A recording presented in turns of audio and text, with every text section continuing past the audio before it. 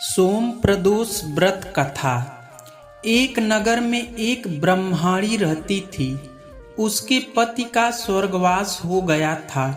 उसका अब कोई आश्रयदाता नहीं था, इसलिए वे प्रातः होते ही वह अपने पुत्र के साथ भीख मांगने निकल पड़ती थी।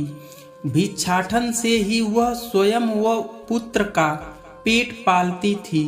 एक दिन ब्रह्मणी घर लौट रही थी तो उसे एक लड़का घायल अवस्था में कराहता हुआ मिला। ब्रह्मणी दयावश उसे अपने घर ले आई। वह लड़का विदर्भ का राजकुमार था। शत्रु सैनिकों ने उसके राज्य पर आक्रमण कर उसके पिता को बंदी बना लिया था और राज्य पर नियंत्रण कर लिया था, इसलिए वह मारा मारा फिर रहा था। राजकुमार ब्राह्मण पुत्र के साथ ब्राह्मणी के घर रहने लगा।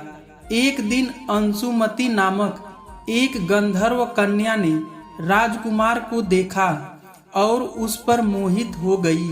अगले दिन अंशुमती अपने माता पिता को राजकुमार से मिलाने लाई। उन्हें भी राजकुमार भा गया। कुछ दिनों के बाद अंशुमती के माता पिता को भगवान शंकर ने स्वप्न में आदेश दिया कि राजकुमार और अंशुमती का विवाह कर दिया जाए। उन्होंने वैसा ही किया। ब्रह्मणी प्रदोष व्रत करती थी। उसके व्रत के प्रभाव और गंधर्वराज की सेना की सहायता से राजकुमार ने विदर्भ से शत्रुओं को खदेड़ कर भगा दिया और पिता के राज्य को पुनः प्राप्त कर आनंद पूर्वक रहने लगा।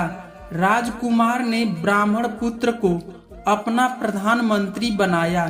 ब्रह्मणी के प्रदोष व्रत के महात्म्य से जैसे राजकुमार और ब्राह्मण पुत्र के दिन फिरे, वैसे ही भगवान शंकर अपने अन्य सभी भक्तों के दिन भी फेरते हैं। हर हर महादेव। भक्त